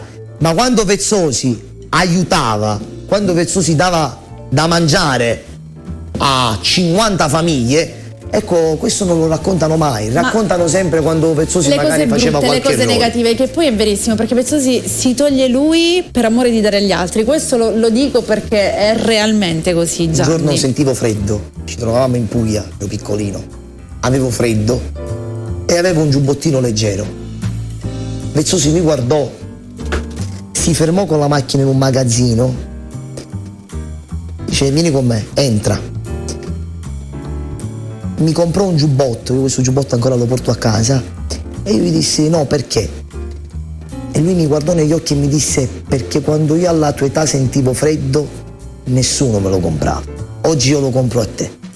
Grande Vezzosi. Questo è Gianni Vezzosi. Grande Vezzosi, gli mandiamo un bacione grandissimo, ed è bello anche andare a raccontare tutte queste, diciamo, retroscena che magari in tanti non sapevano. Non lo sanno perché non possiamo metterci qui a raccontare i nostri fatti personali. Guarda che comunque quello che ha parlato più di tutto e di tutti per il bene che tu vuoi sono stati i tuoi occhi. Quelli hanno detto tutto prima che ancora che tu parlassi. Si dice che gli occhi sono lo specchio dell'anima, e questa sera l'hai rappresentato ad una delle domande forse più belle che avevo preparato per te questa sera. La rabbia, allora alle volte sai cosa succede? Alle volte nasce la parola, quando c'è il troppo volere bene nasce la rabbia, la gente fa nascere cose che non esistono. E alle volte ti lasci trasportare dalla rabbia, ma quando c'hai l'amore interno, hai il bene interno. La rabbia può durare 5 minuti, 10 minuti. La rabbia poi svanisce. Esatto, quella sempre. E parlando di rabbia, invece, vorrei sapere qual è la paura più grande per un artista? Parli in generale? Sì. Ma io credo che la paura di un artista è la stessa per tutti quanti. Noi abbiamo un video nel frattempo, dimmi. Questo sono io? Sì. Aspetta, fammi vedere. Abbiamo proprio un video. Ah, sono io la notte di Natale. Sì. Il 25 dicembre, quando per la notte di Natale io comprai dei panettoni e ho dato una piccola ricompensa per comprare un pasto caldo la notte di Natale, il 24 dicembre. Il 24 la vigilia. Il 24 per la vigilia l'ho passata insieme a queste persone senza tetto. Sì. Perché purtroppo vengono abbandonate, vengono dimenticate, magari passano per strada e magari non se ne accorgono, ma quelli sono esseri umani come noi. Ecco, e la notte di Natale l'ho voluta passare insieme a loro, perché io credo che tutti abbiamo bisogno di tutti, e se possiamo fare qualcosa, se nella vita possiamo dare una mano a qualcuno, bisogna farlo, ma non perché abbiamo bisogno di un altro che ci dice bravo, sei stato bravo, no, perché è Dio che ti deve guardare e ti deve proteggere, e Dio così ti protegge, sempre, vedendo che tu aiuti il prossimo come avrebbe fatto lui, e sentirlo nel cuore, avere quella voglia nel cuore di andare ad aiutare. Qui ritorniamo sempre quando diciamo che la gente racconta sempre il male. I giornali raccontano sempre il male e raccontano sempre le cose a modo loro, ma non raccontano mai queste cose belle. E infatti noi oggi facciamo vedere invece le cose belle, perché è giusto mostrare la musica napoletana per quello che è, che è amore, e soprattutto cercare di dare sorrisi. Che abbiamo parlato del fatto che si viene giudicati. Sì, la paura più grande di un artista. La paura più grande di un artista per me è una paura che hanno tutti quanti. Magari c'è chi ha vergogna a dimostrarlo, a dirlo, c'è chi si nasconde dietro questa verità. La paura più grande di un artista è finire quel successo, finire quell'attimo di gloria, quella gloria che la gente ti regala. E la paura fa brutti scherzi perché poi si può trasformare anche in invidia verso un altro. Invece no, è un treno che corre. Questo treno non ha un tempo. Come si può fermare sin da subito? Come si può fermare fra un anno, tra 20 anni, tra 30 anni? Ma prima o dopo si fermerà, crescerai, invecchierai, ci sarà un altro giovane. Bravo, la pensione. Ma se questo treno si ferma prima del tempo, devi dire da persona matura, intelligente e coraggiosa: l'importante che ho partecipato a questo grande gioco, a questa grande partita. Io farò sempre di tutto per mantenermi, per andare avanti. Ma se domani questo treno si ferma, ma non demorde, Daniele De Martino non demorde, assolutamente. Però devi sempre tenerlo in conto. Non pensare mai: io sono arrivato, ce l'ho fatta. Bravissimo, non si arriva mai. Nemmeno a 90 anni non si arriva, c'è sempre da imparare, da crescere. Non imparerai mai. Nemmeno, quello non succederà mai. E a proposito di non imparare mai, c'è una cosa che mi domando, perché molte volte, come me, penso un po' tutti, vediamo nei tuoi video ragazzi che piangono, che si disperano, però tu sei lì, sempre pronto, le parole giuste, ma soprattutto ti escono subito. Spiegami come fai, perché insomma questa credo che non sia una cosa molto semplice. Allora, io sono uno che cerca sempre di provare sentimenti e di mettersi sempre nei panni degli altri. Venendo sempre un ragazzo che viene dalla sofferenza, sa cosa vuol dire soffrire.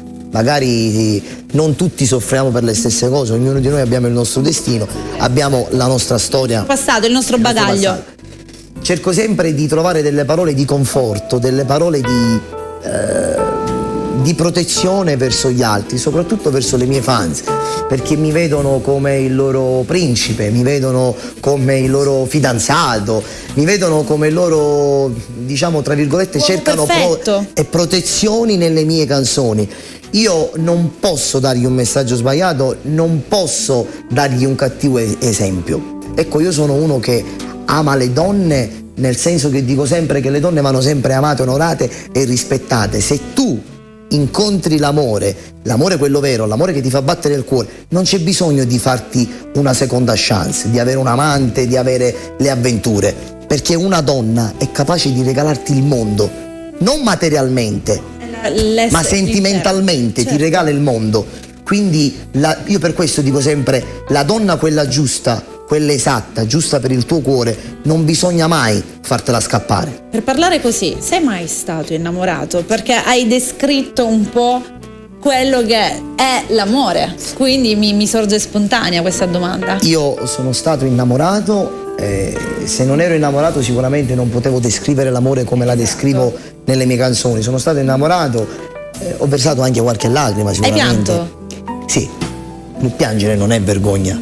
Dico, assolutamente. Piangere per l'amore di una donna, essere uomo, soprattutto quando sbagli chiedere scusa è essere uomo. E io ho chiesto scusa, anche se poi magari ho sbagliato e magari o non sono stato perdonato oppure me la sono giocata, perché non è che dico io sono perfetto e non ho sbagliato mai. Non c'è nessuno ho sbagliato e se dico di non sbagliare è perché sono uno che in passato magari ha potuto far soffrire qualche cuoricino, qualche cuore, e quindi dico non fatelo perché ve ne pentirete, forse perché e te ne sei conosco diciamo pentito è una parola un po' grande, forse perché conosco gli errori e so che cosa vuol dire far soffrire. Quindi un grande amore nella tua vita c'è stato? Ovvio. E hai dimenticato questi grandi amori oppure subentrano ogni tanto, magari quando scrivi qualche canzone, non lo so, ci sono momenti in cui ti torna in mente e dici ok, non l'ho dimenticata, oppure lì è solo un bel ricordo? Allora, io ho 27 anni. Sì. Non ti aspettare che ho avuto tante fidanzate, perché fidanzate sono una cosa, amore, noi stiamo parlando l'amore di amore, è una non cosa, stiamo parlando di fidanzate. Le cotte passeggere sono altre. Quelle qua è un'altra cosa. Le poche volte che io sono stato fidanzato, le pochissime fidanzate che ho avuto, sono fidanzate che io oggi non rinnego, voglio bene. Ecco. E anche senza di me gli auguro sempre la massima felicità, perché oggi loro sono il motivo che io metto il cuore nelle mie canzoni. Quindi anche se una storia finisce, non per forza devi odiare o portare racconti. Le mie ex, chiamiamole così, io gli auguro sempre un mondo di bene, di felicità, e io li ammiro sempre e gli do sempre il valore che meritano, lo stesso valore magari di quando le ho conosciute, non perdono di credibilità, e gli auguro sempre che con i nuovi fidanzati, con i nuovi mariti, saranno felici perché meritano la felicità, perché sono donne e sono state delle giovani, grandi donne insieme a me. Tutti meritiamo la felicità, quello sempre. E tutti meritiamo la felicità. Parli così bene, ti vedi papà? Un domani. Guarda, io sono uno che ama i bambini. Per questo te lo dico, perché li ama. Hai un po' descritto tutto. E quindi li amo. Sì, mi vedo papà e mi vedo che sarò un papà molto bravo, come lo è stato, come lo è il mio. Molto bravo. Un papà coccolone secondo me sarà Daniele De Martino, perché è un cucciolo lui. Cioè allora, lui qui che si descrive, però in realtà ti siede anche come un coccolone.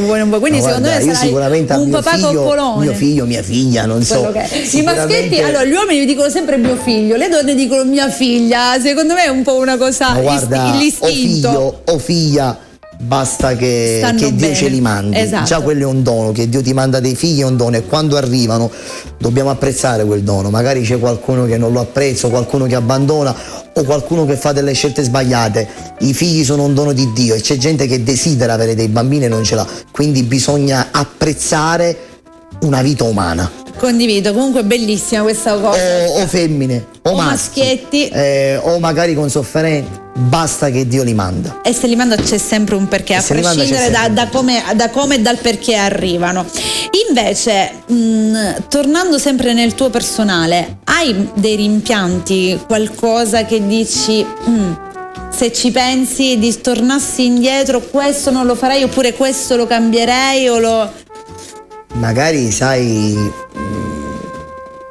facendo un passo nel passato magari non darei quello che ho dato a qualche persona che non lo ha meritato. Non parlo nei sentimenti d'amore, ma parlo lavorativamente. L'amore è stato chiuso. Ma parlo lavorativamente.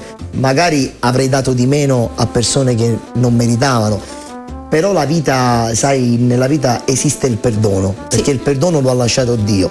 E quindi chiamarli rimpianti no.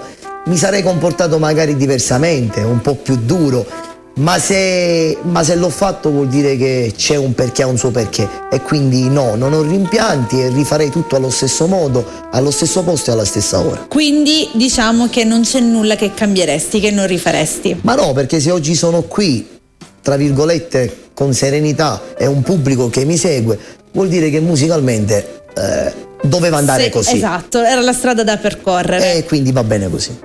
Hai parlato di tuo padre, hai parlato di tua madre, però proprio loro, la tua famiglia, è un qualcosa che tu non porti mai su social, è una cosa che ti tieni stretto a te. Allora ti spiego. La famiglia, proprio in generale. Il mondo dei social è un mondo abbastanza difficile e complicato. È un mondo bello, ma è anche un mondo molto sporco. Io, a parte che sono un tipo molto geloso della mia mamma, sì, molto geloso, non possessivo, però sono molto geloso. Io tolgo il lavoro cioè io fra il lavoro le due cose, e la vita personale io la metto da parte, proteggo la mia famiglia perché il mondo è pieno di cattiverie.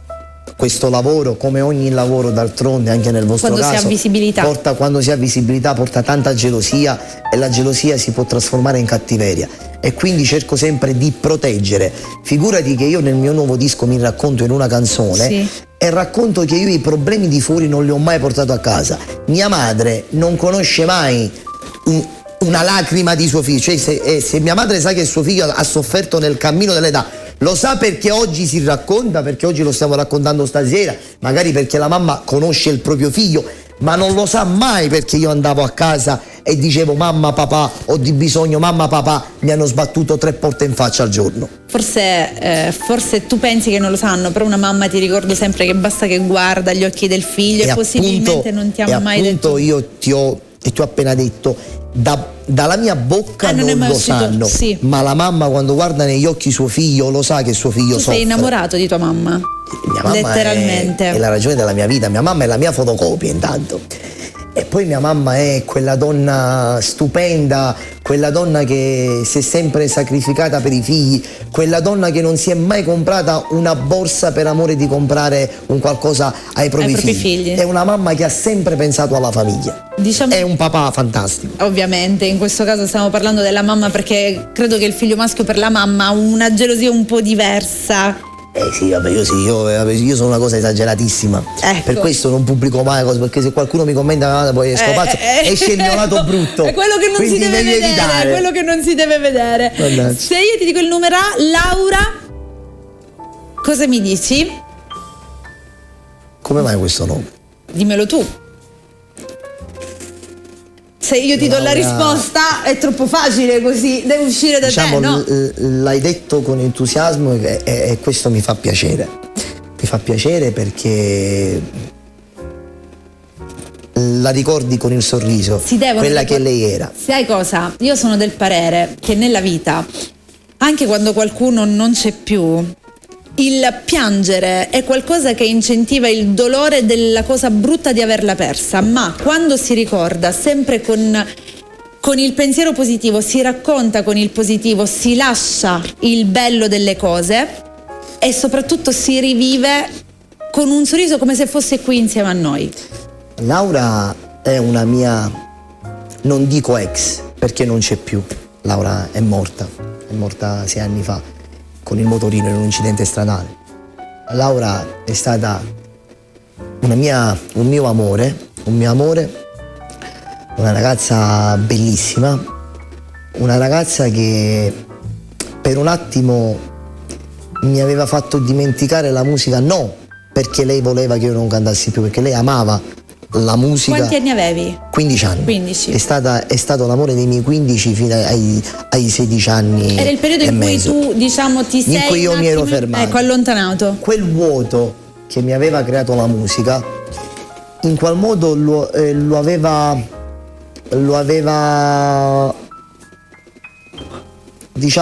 colmato, aveva riempito lei quel vuoto, quel vuoto Laura con il suo amore, e tenendomi impegnato nelle nostre giornate, impegnato con le passeggiate, fuori scuola, quei messaggini, sai, a telefonino, i messaggini, non c'era WhatsApp. Lo squillo, era lo squillo. Il 4888. Ecco, era quello. Quindi Laura è stato il mio primo amore, che poi mi ha lasciato perché è morta in un incidente stradale col motorino. E quando è morta per la seconda volta mi è caduto il mondo addosso, perché mi sono ritrovato da solo. Avevo 16 anni, era il mese di ottobre, quando morì il mese di ottobre, poi scattò il mese di ottobre, e poi da lì io mi sono chiuso in me stesso, mi sentivo da solo, perché ero da solo realmente. Io vivevo le mie giornate, 2 anni li ho vissuti con lei, quindi ero da solo, avevo dimenticato anche la musica, perché avevo trovato la serenità, quella che io non avevo più già da piccolo, perché amavo la musica. Non potevo fare niente perché nessuno mi calcolava, nessuno mi credeva, quindi Laura ha diciamo riempito le mie giornate. Era diventato il tuo mondo? Era diventato il mio mondo.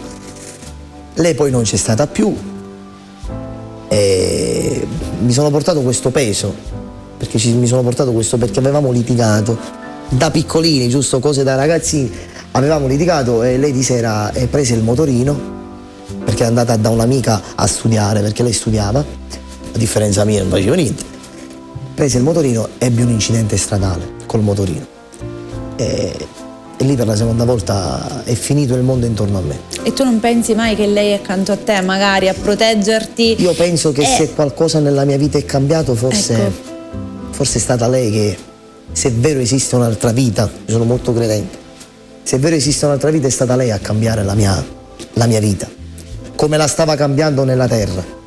Ha continuato a fare il percorso che voleva, anche pur non essendo fisicamente accanto a te. Da lì è cambiato qualcosa intorno a me. Per me cambiava in peggio perché non c'era più lei, però mi sono avvicinato più alla musica perché ascoltavo le sue parole che mi diceva quando era in vita, di cantare, di provarci, di non arrenderti, e forse aveva ragione lei. Sono sicura. E c'è un'altra data che forse ti farà versare qualche altra lacrima, che è quella del 14 ottobre 2020. Questa è un'altra data forte che sicuramente ha lasciato altre cicatrici nel tuo cuore. La data qui. C'è un'altra persona alla quale tu volevi tanto tanto tanto bene e vuoi tutt'oggi tanto tanto bene. Stefano. Sì. Lui era la mia ombra, come io ero la sua. Stefano era una persona che mi amava alla follia. Stefano, con lui condividevo le mie giornate, le mie nottate, condividevo i miei segreti. Lui era l'unico che sapeva i miei segreti. Forse l'unica persona che mi fidavo realmente. Ecco, il 14 ottobre abbiamo avuto un incidente qui vicino Catena Nuova. Se ne è parlato del 2020. Tantissimo di questo incidente. Ottobre 2020 abbiamo avuto un incidente stradale e è morto tra le mie braccia. Moriva tra le mie braccia e lì per la terza volta nella mia vita mi sono sentito il mondo crollare addosso perché tutto stava cambiando intorno a me. Mi mancava il raccontare le mie cose, mi mancava lui. Infatti io ebbi una cicatrice dietro le spalle perché nell'incidente io mi ferì. Male.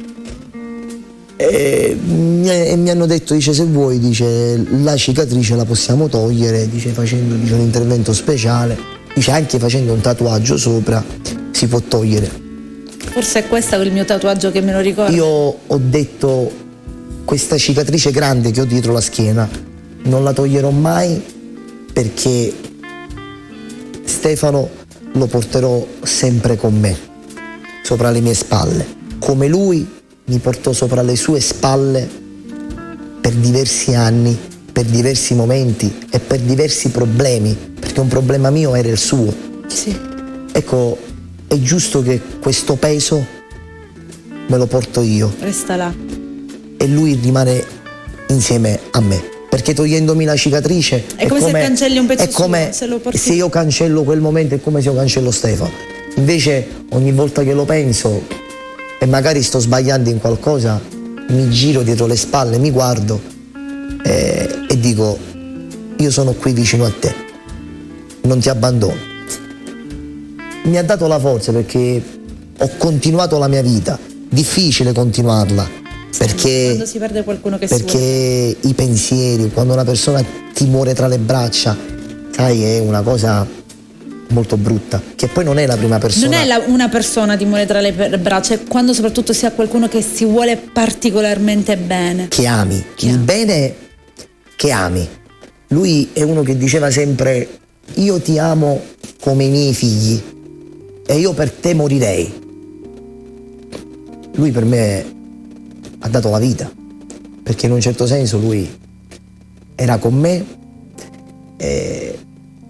È successo, sai, so. Io penso sempre una cosa, nella vita se un qualcosa deve succedere, magari succede in un determinato modo e uno sta lì a rimurginare: è successo così, c'ero io, è morto. Possibilmente era il suo momento, sarebbe successo in un altro modo. Tu stai toccando, questa sera stai toccando dei punti un po' particolari, un po' intimi, che io non ne parlo mai. Hai toccato Laura, hai toccato Stefano. Questa non è la prima volta, il 2014. Sì. No, il 2020, 14 ottobre 2020. Non è la prima volta che io incontro la morte. Io nella mia vita la incontrai 2 volte la morte. Io ho 27 anni, ma dentro mi sento un vecchio per il mio vissuto, per il mio passato, anche se non lo racconto mai, perché non sono cose belle da raccontare, ma soprattutto sono cose difficili da raccontare. Forse sono cose che vuoi tenere quando tue. Li vivi. Io nel 2014, quando iniziai di nuovo a cantare, mi chiamarono per una serata a Portopalo. Questa è una cosa scritta nei giornali che si sa, sanno tutti quanti.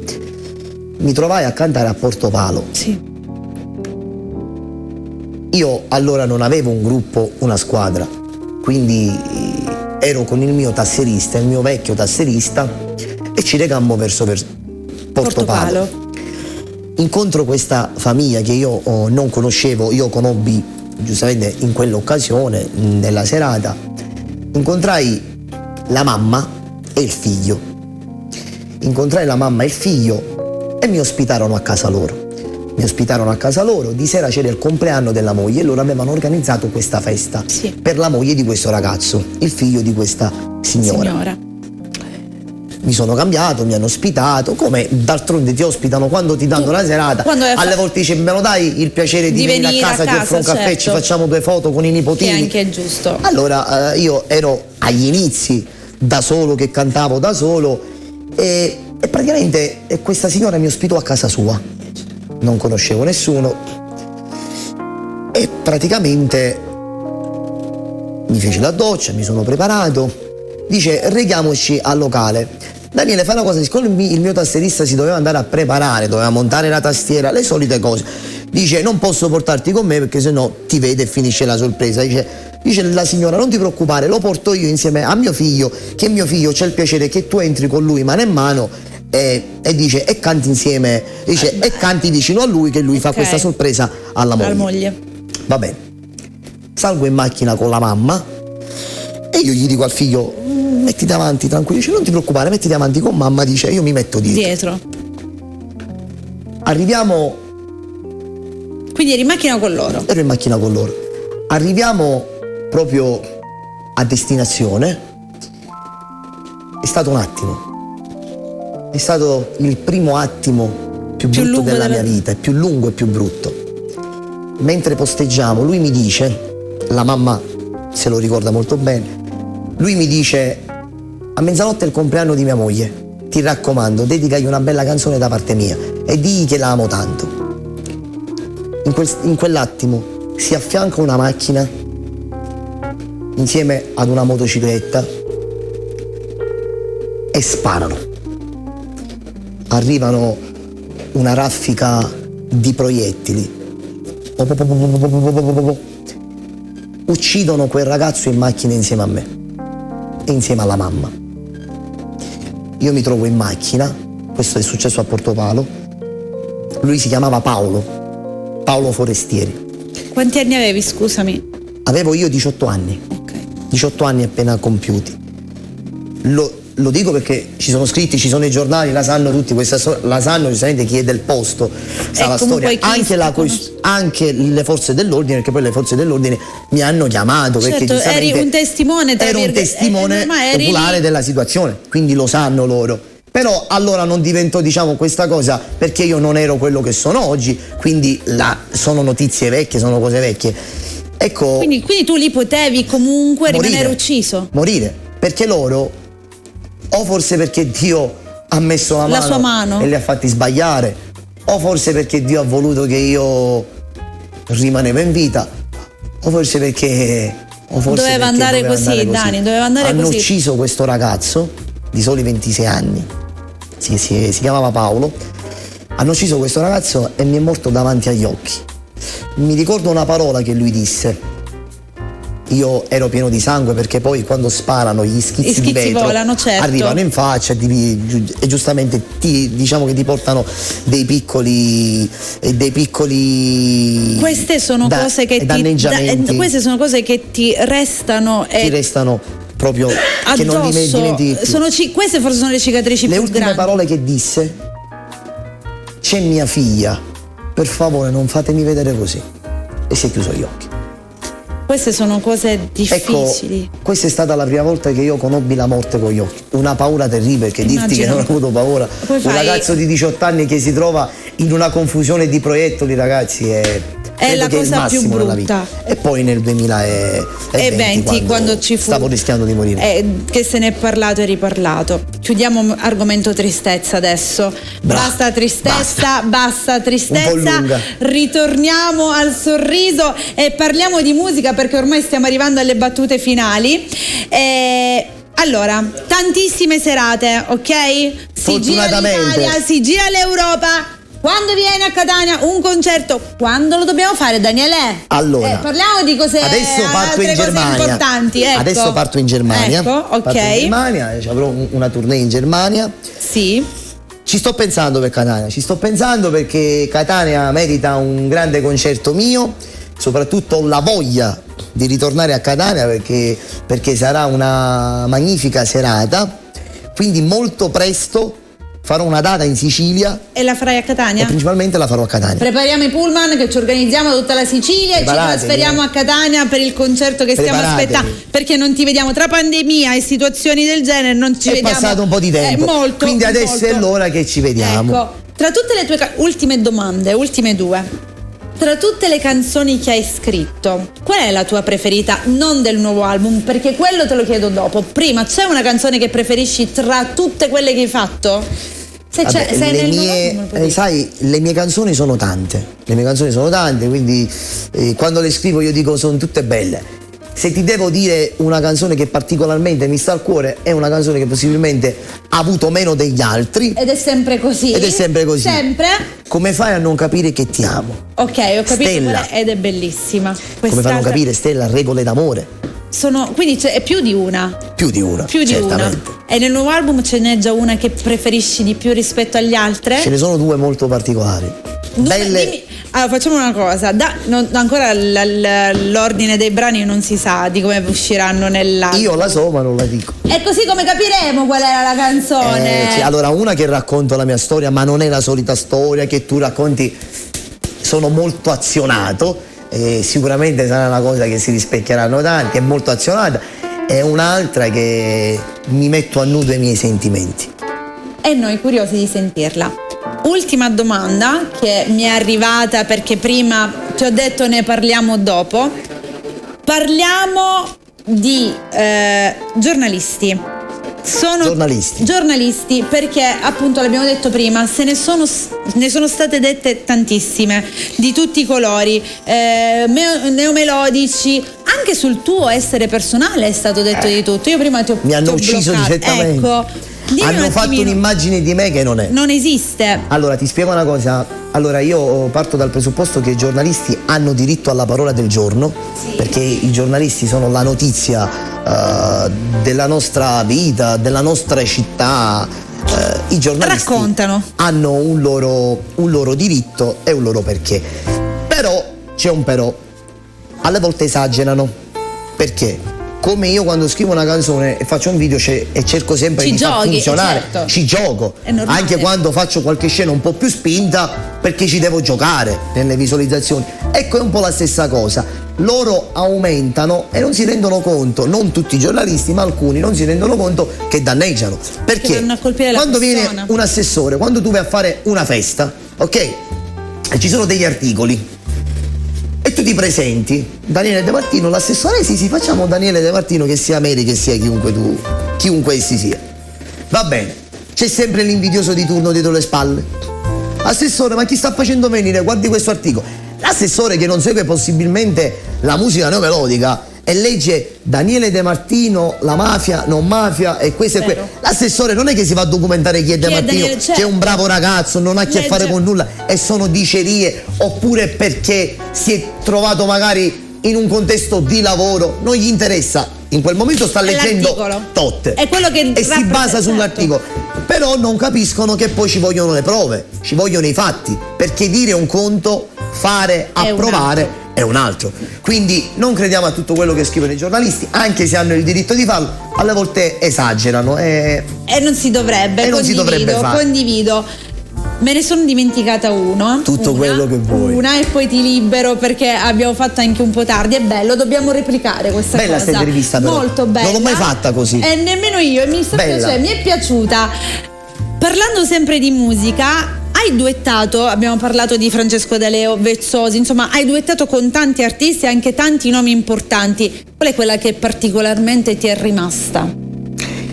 Allora, particolarmente non c'è una preferita, perché io quando collaboro non lo faccio per soldi, sì. Io non percepisco soldi, assolutamente. Io lo faccio solamente se il cuore mi dice di farlo o se ne vale la pena come brano di cantarlo, che è bello e ci va. Io lo faccio sempre perché faccio camminare il cuore prima del denaro, sì. Il denaro viene dopo. Il cuore deve camminare, soprattutto quando vai a mettere una voce e crei un progetto.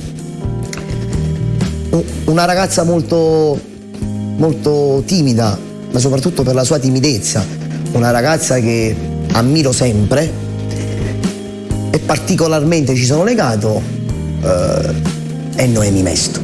Noemi è dolcissima. Noemi è una ragazza dolcissima, una ragazza che viene dalla sofferenza, una ragazza che ha sofferto, e quindi forse perché magari mi rivedo nella sua sofferenza io, diciamo, ci sono particolarmente legato. Poi ci sono state le artiste brave, c'è Marica Tarascio, bravissima, che diciamo bravissima, sta dando i suoi risultati, una bellissima voce, un grandissimo duetto fatto insieme che ha dato grandissimi risultati. E poi ci sono le altre che voglio bene, rispetto particolarmente, li ringrazio perché abbiamo fatto delle avventure musicali bellissime insieme. Certo. Tante le storie di Daniele De Martino. Noi purtroppo siamo arrivati al termine. Siamo arrivati al capolinea. Mannaggia. Però devo dire la verità, mi sono divertita tantissimo ed è stata un'esperienza bellissima. Posso offrire un bicchiere d'acqua? Qualcosa? Sì, adesso ce lo beviamo, visto che hai anche una bottiglia di vino, quindi dopo facciamo aperitivo. A stremio, però a stremio. Ma invece ti piace come abbiamo addobbato lo studio? Allora vi faccio i complimenti perché per un attimo mi sono sentito a casa mia, a casa, sul mio divano. Ecco, ma sai che dobbiamo ringraziare il nostro sponsor, Pianeta Arredamenti. Un abbraccio da parte mia, complimenti, molto comodo, mi ci facessi pure una grande dormita. Esatto, noi lo ringraziamo particolarmente. Grazie. Quando ritorni a Napoli? Domani devo subito rientrare perché il lavoro mi chiama. Io volevo ringraziare tutto lo staff di Bella Radio. Non c'è bisogno, qui sei a casa, Dani. Ringrazio lo staff di Bella Radio perché siete veramente in famiglia.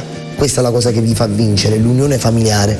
Vi circondate della vostra fiducia e dei vostri pensieri e sono quelli che non vi tradiranno mai. Sempre. Quindi io vi faccio i miei complimenti, vi faccio i complimenti a Franco, a Sonny, che è un grande, a te, alla mamma. Grazie Dani. Che dire, grazie, ci ritornerò col disco nuovo Noi faremo ti un'altra ospitata qui, seduto qui, Lo racconterò le mie canzoni. Presentare tutto dalla prima all'ultima, 14 tracce. Mi dispiace per tutte le fans magari che hanno chiamato, scusatemi ragazzi se non abbiamo Non preso le mancheranno telefonate. occasioni. Avete avuto modo diciamo di sapere un po' più di me, sicuramente questa intervista diventerà famosa. Ne sono sicura. Su TikTok, Facebook, sul mio canale ufficiale, sul vostro canale. Adesso quindi condivideremo. chi non l'ha sarà vista ovunque. avrà modo di vedere e di Condividere e di far capire i vedere. sacrifici che si fanno dietro un personaggio. Ci sono tanti sacrifici e tante storie. E soprattutto queste qua le terremo dritte nel nostro cuore, perché quando si racconta un cammino di vita, che anche se ancora sono solo 27 anni, ma vissuto così, soprattutto si è spogliato delle cose davvero molto personali e che lo hanno segnato e fatto diventare quello che è. Io ti ringrazio Dani e rimani sempre così come Io sei, perché oggi è ringrazio stato voi. bello Ringrazio conoscerti voi, così. grazie a tutti, buonanotte. Ciao Grazie a Catania! tutti. Ciao!